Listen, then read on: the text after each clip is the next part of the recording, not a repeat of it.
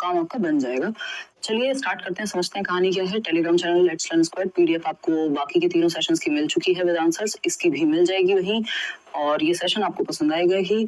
Start करते हैं। जो टॉपिक्स हैं लिमिटेड हैं, बहुत ज्यादा परेशान होने की जरूरत है नहीं, क्योंकि इस बार बहुत सारे सेट्स नहीं बनने वाले हैं। ऑफलाइन पेपर है तो एक दो सेट में कहानी निपट जाती है, बल्कि ऑलमोस्ट सेम ही क्वेश्चंस होते हैं, थोड़ा बहुत रीशफल हो जाते हैं आगे पीछे अलग सेट में। चलिए खैर समझते हैं कहानी क्या है। पहला क्वेश्चन आपके सामने, पोल में आप जवाब देंगे और बताएंगे आज ये इंटरनेट की प्रॉब्लम भी आपकी सॉल्व हो गई होगी। ठीक है जी, बहुत बढ़िया। हाँ आप बिल्कुल बिल्कुल, हम लोग मिल ही रहे हैं। चलिए करें, कंटिन्यू करें। बहुत बढ़िया, मैराथन करवा दीजिए। मैं समझती हूँ आप लोगों का मतलब पूरा ये मैराथन को लेके जो प्यार है, क्योंकि इतने सालों से होती आ रही है मैराथन, तो करेंगे उसमें हम। बट सीधी भी और हिंदी मतलब एक दो सब्जेक्ट्स की मैराथन एक बार हो पाएगी, क्योंकि बाकी चीजें भी हैं जो करनी है, जैसे कि ये सेशंस। क्वेश्चन नंबर 1 देखिए फटाफट से, पोल में जवाब दीजिए। ठीक है जी, ये शेयर कर दीजिएगा, बहुत कम समय पहले ये आपका सेशन आज फिक्स हुआ है। अगर हम बात करें निम्नलिखित में से किसके अधिकाधिक अवसर मिलने से विद्यार्थियों के भाषा और साक्षरता विकास को बल मिलेगा। भाषा और साक्षरता विकास को, यानी लैंग्वेज और लिटरेसी को, मतलब भाई पढ़ना लिखना, ये सारी साक्षरता में चीजें आती हैं। तो भाषा और साक्षरता को बल किससे मिलेगा? पहला ऑप्शन है बच्चे पर बोझ डाले बगैर सीमित संसाधनों से। मतलब बोझ क्या सिर्फ ज्यादा संसाधन होने से डलता है? ऐसा कहना गलत होगा। सहज लेखन और वाचन के बहुविध तरीकों से, जो कि सही जवाब आप लोग दे रहे हैं कि जब आप नेचुरली उसको लिखने के मौके देंगे, मान लीजिए परिवार है तो जो भी उसको आता है वो लिखे, वो नेचुरली मतलब सहजता से, है ना, बहुत ज्यादा उस पर बोझ नहीं है, प्रेशर नहीं है। ठीक, तो जो उसके अंदर से नेचुरली आ रहा हो, सहजता से वो लिखे। वाचन के, बातचीत के उसको मौके मिले, जो सहज रूप से थोड़ा बहुत गलत बोले, थोड़ा बहुत गलत लिखे, चल जाएगा, लेकिन वो सहज रूप से अपने आप को अभिव्यक्त कर पाए, यानी नेचुरली एक्सप्रेस कर पाए खुद को। ठीक है ना। जिन विद्यार्थियों का विकास पहले से अच्छा है उनके लिए गतिविधियों का अनुकूलन करें, मतलब जो पहले से अच्छे डेवलप्ड है उनके बारे में ही सोचें, ये गड़बड़ हो जाएगी। कक्षा में पठन कोना सृजित कर वहां पुस्तकें रख दें, यानी एक कॉर्नर बना दिया, बस वहीं पुस्तकें रखी हुई हैं, तो ये तो बेहतर तरीका नहीं होगा। बच्चा कहाँ एक्टिव है? बच्चा यहाँ एक्टिव है नेचुरली, तो B option is the right answer. चलिए आगे बढ़ते हैं। क्वेश्चन नंबर 2 देखिएगा। अंजना व्याकरण की कक्षा के बारे में भ्रमित है कि कैसे पढ़ाया जाए, आप उसे व्याकरण शिक्षण का कौन सा सर्वोत्तम तरीका सुझाना चाहेंगे? यानी व्याकरण पढ़ाने का सर्वोत्तम तरीका कौन सा है इन 4 ऑप्शंस में से? व्याकरण के नियम कैसे बनते हैं, इनकी व्याख्या करना सीखना, स्वाभाविक विमर्श के दौरान व्याकरण के नियमों को प्रस्तुत करना, या फिर यदि व्याकरण में कोई अपवाद है तो सबसे पहले उसकी व्याख्या करना, या व्याकरण की भूमिका व महत्व का वर्णन करना। सोशल साइंस ना हम पहले करते थे, ना हम अभी कर रहे हैं, बैचेस में कराया जाता है, वो आप वहीं से रेफर कीजिए। मैंने कोशिश किया, कई बार सोचा है, बट उतना समय और एनर्जी जो है निकल नहीं पाया कि सोशल साइंस पे काम हो, है ना, तो वो तो मैंने आपको प्रॉमिस किया भी नहीं था। देखिएगा एक बार, बी ऑप्शन आप लोग कह रहे हैं। इंडिपेंडेंस डे की शुभकामनाएं भाई, वैसे तो अभी काफी रात हो ही गई है। देखिएगा, अगर हम बात करें व्याकरण शिक्षण का, और ये जो लोग परेशान हो रहे हैं, परेशान होने की जरूरत नहीं है, सिलेबस नहीं बदला है, इतनी सारी मैराथन्स पड़ी हुई हैं आपकी, डोंट वरी, और अभी तो कर रहे हैं ना, जितना हो पाएगा करेंगे ही।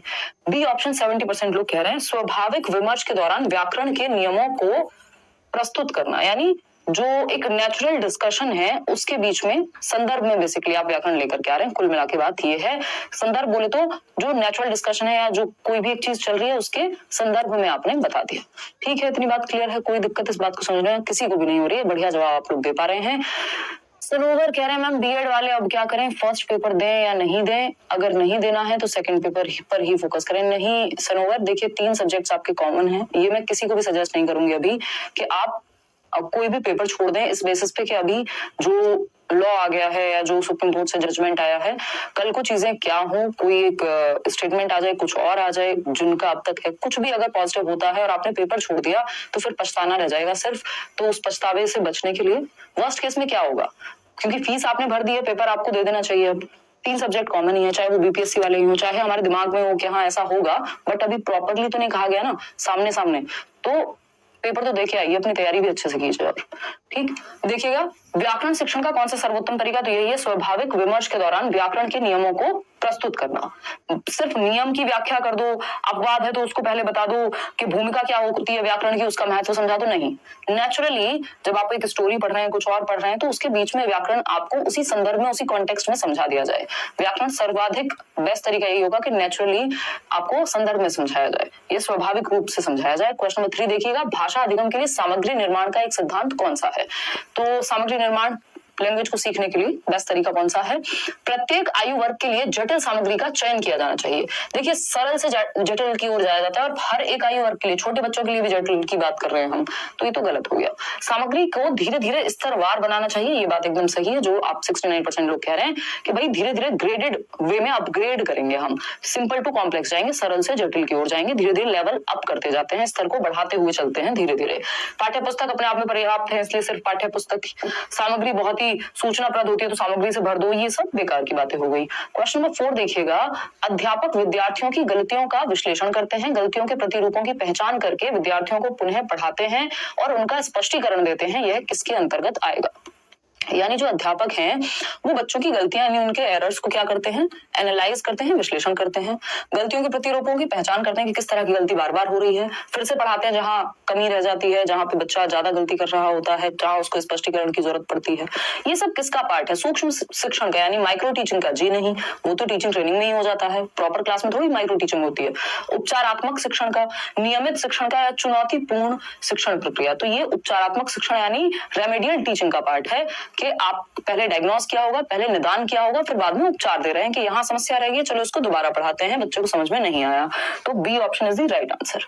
आगे बढ़ेंगे, क्वेश्चन नंबर 5 देखिएगा, शिक्षार्थियों के लिए मुक्त लेखन का मुख्य लाभ क्या है? ये टॉपिक्स हर बार आते हैं। मुक्त लेखन यानी फ्री राइटिंग बोलते हैं इंग्लिश में, तो मुक्त लेखन मतलब बच्चे को सहज रूप से आप लिखने दे रहे हैं, तो इसका लाभ क्या है?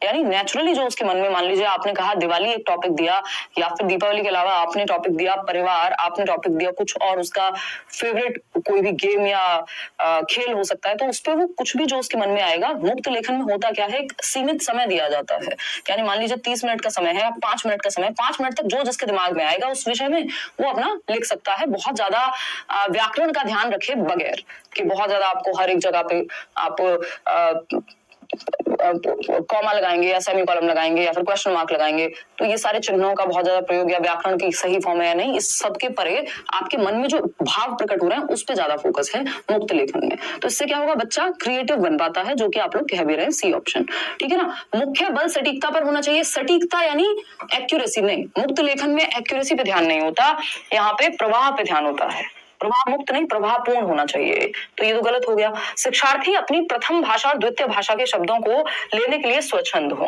ये भी कहना गलत होगा, यहाँ पे प्रथम भाषा और द्वितीय भाषा की बात ही नहीं है। शिक्षार्थी रचनात्मकता के लिए स्वच्छंद हो, बच्चे इंडिपेंडेंट होते हैं मुक्त लेखन में, ये सबसे बड़ा लाभ है, और वो मुक्त होते हैं या इंडिपेंडेंट होते हैं, स्वतंत्र होते हैं, तो वो नई नई क्रिएटिव चीजें भी, उनके विचार उनके दिमाग में, थॉट्स उनके दिमाग में आते हैं, क्योंकि वो उन पे बोझ नहीं है कि ये मैंने सही फॉर्म लिखी है कि नहीं, है ना, मतलब जो भी उनके मन में आ रहा है वो लिख सकते हैं, तो उनके विचार जो हैं वो क्रिएटिव ज्यादा हो पाएंगे, रचनात्मक ज्यादा हो पाएंगे, क्योंकि उनका ध्यान भाषा की टेक्निकलिटीज पे कम है इस समय।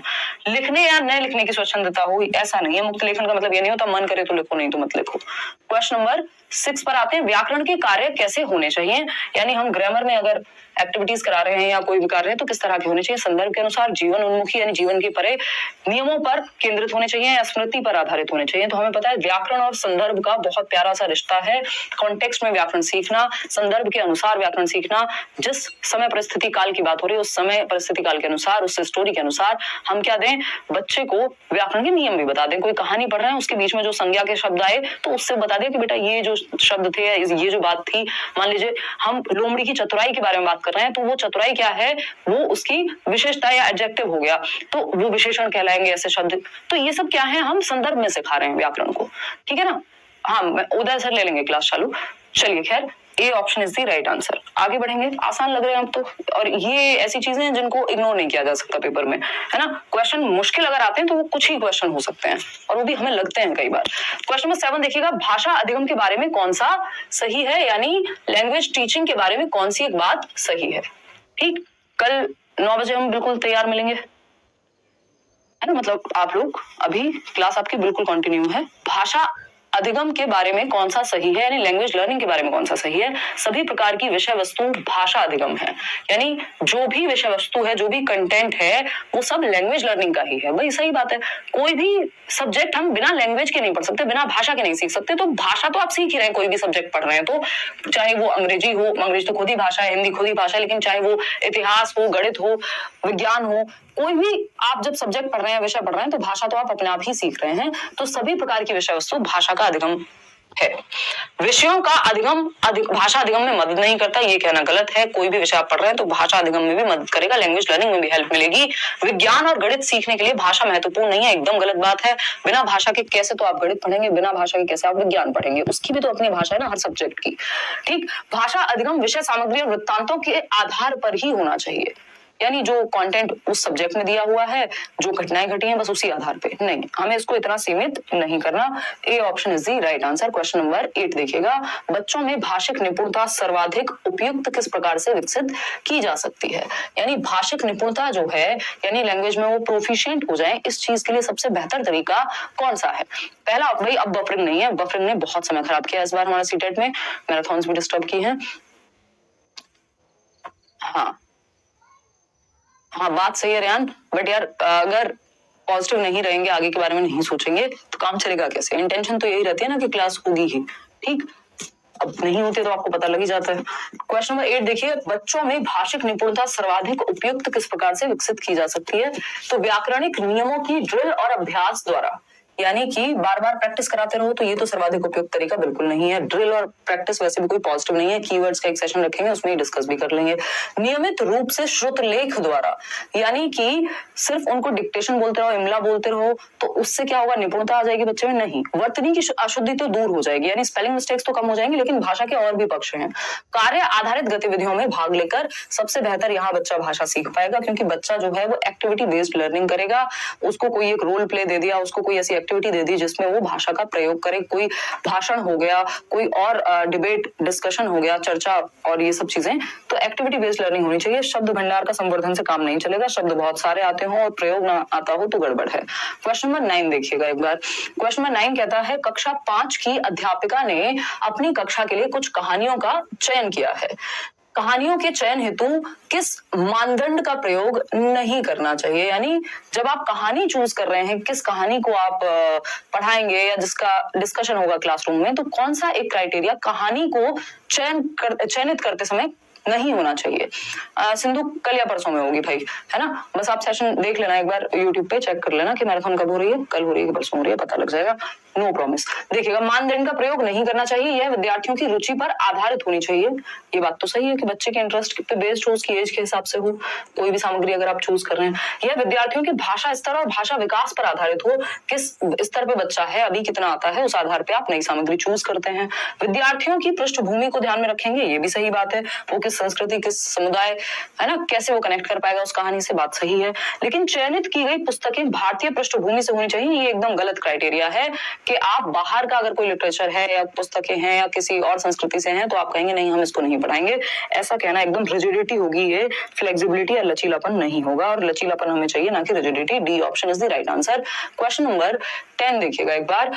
एक शिक्षार्थी अपनी पठन क्षमता का अपने संज्ञानात्मक स्तर से एक चरण ऊंचे की अपठित पाठ्य सामग्री के जटिल विश्लेषण करके प्रदर्शित करती है, यानी जितना उसको आता है अपने संज्ञानात्मक स्तर, जो उसका करंट नॉलेज का लेवल है, उसमें +1 करके वो जो है सीखने की कोशिश कर रही है। याद कर लीजिए, स्टीफन क्रेशन क्या कहते हैं इसको? कॉम्प्रिहेंसिबल इनपुट कहते हैं। बिल्कुल सही जवाब आपका।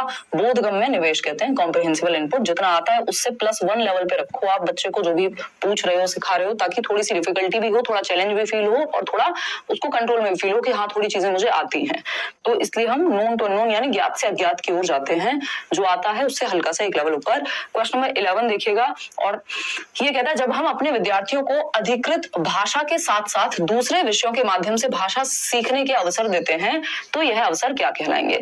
यानी जो हमारे स्टूडेंट्स हैं, हम उनको जो भाषा ऑलरेडी है हमारे पास, अधिक जो भाषा चल रही है, उसके साथ साथ दूसरे विषयों के माध्यम से भाषा सीखने के अवसर दे रहे हैं। यानी भाषा में तो हम भाषा को पढ़ ही रहे हैं, हिंदी को पढ़ ही रहे हैं, लेकिन उस हिंदी के माध्यम से बाकी सब्जेक्ट्स भी हम पढ़ रहे हैं, या बाकी सब्जेक्ट्स में भी उसी भाषा का प्रयोग हो रहा है। इसको लैंग्वेज अक्रॉस करिकुलम, या हम क्या कहते हैं, भाषा समूचे पाठ्यक्रम में। ये गलत जवाब आप लोग दे रहे हैं, ये भाषा अर्जन नहीं कहलाता, ये LAC लैक कहलाएगा।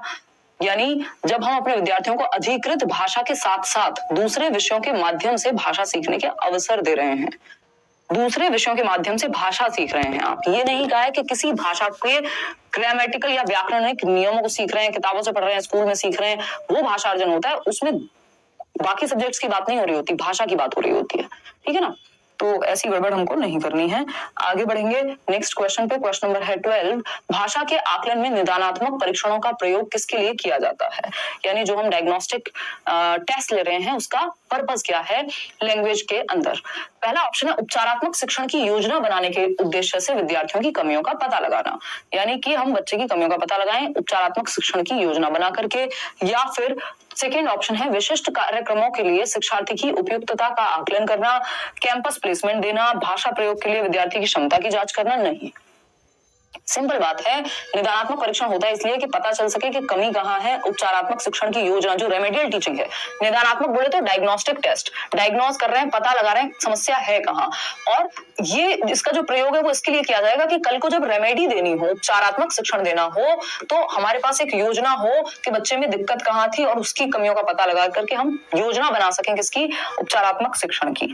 तो आसान बात हो गई। क्वेश्चन नंबर 13 देखिएगा, वह लेखन जिसमें इस बात पर ध्यान दिया जाता है कि लेखन इस रूप में प्रस्तुत किया जाए कि दूसरे आसानी से पढ़ और समझ सकें, इसमें हस्तलेखन, वर्तनी, विराम चिन्ह और सामान्य लेआउट शामिल है, यह क्या कहलाएगा? है ना, इंग्लिश पेडागोजी का सेशन जिन्होंने लिया होगा उनको याद आ रहा होगा, सेम इसी तरह के क्वेश्चंस पूछे गए थे।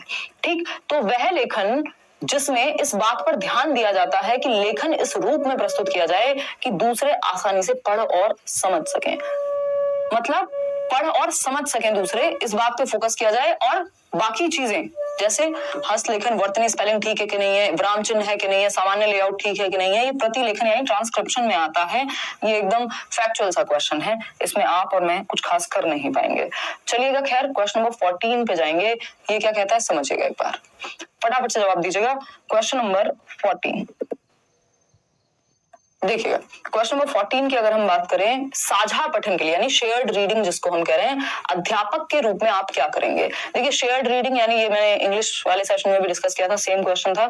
साझा पठन मतलब शेयर्ड रीडिंग जिसमें टीचर एक बार खुद से पढ़ के बता देता है, एक मॉडल रीडिंग मिल जाती है ताकि बच्चे को पता चले कि इसका आदर्श रूप ये है, आदर्श वाचन हो जाएगा, सही उच्चारण के साथ टीचर उसको सही सुर लय ताल के साथ उसका पठन करेगा और बाकी बच्चे फिर साथ में चलेंगे। वहीं अगर हम बात करते हैं गाइडेड रीडिंग की, है ना, वो उस केस में बच्चों के साथ जहां उनको दिक्कत है वहां टीचर साथ में होता है गाइड करने के लिए, ये मेन अंतर है। तो साझा पठन के लिए अध्यापक के रूप में आप क्या करेंगे? आपने जिस पाठ्य सामग्री को सस्वर पढ़ा है, कुछ विद्यार्थियों को उसका अनुसरण करने के लिए कहेंगे। नहीं, सस्वर पठन करना और विद्यार्थियों से अपने पीछे या सामूहिक रूप से दोहराने के लिए कहना, ये भी नहीं है कि इसका मतलब साझा पठन है, वो तो फिर आप आदर्श वाचन जैसा कुछ कर रहे हैं। पाठ्य सामग्री पढ़ते समय विद्यार्थियों का अनुसरण करना, ये भी गलत होगा। पठन प्रक्रिया का आदर्श रूप प्रस्तुत करना कि ये एग्जैक्ट ऐसे पढ़ा जाएगा, ये इस शब्द का उच्चारण ऐसे होगा, कहाँ कितना विराम देना है, वो सारा कुछ आप प्रॉपर आदर्श रूप में प्रस्तुत करते हैं। जैसे हाव भाव के साथ कैसे पढ़ा जाए और अपरिचित शब्दों के साथ क्या किया जाए, ये आपका किस में आएगा? साझा पठन में आएगा, शेयर्ड रीडिंग में आएगा। क्वेश्चन नंबर 15 देखिएगा, एक अध्यापिका संज्ञा समझाने के लिए पहले उदाहरण देती है फिर उसकी परिभाषा बताती है, यह विधि कहलाती है। यानी संज्ञा समझाने के लिए टीचर ने क्या दिया? पहले उदाहरण दिया, यानी एग्जाम्पल। उदाहरण से नियम की ओर इंडक्टिव कहते हैं इसको, जिसको आगमनात्मक हिंदी में कहेंगे। निगमनात्मक डिडक्टिव होता है, इसमें पहले नियम बताया जाता है, ठीक है। तो आगमनात्मक में पहले आप उदाहरण देते हैं और बाद में जाकर के आप परिभाषा बताते हैं, ठीक है ना।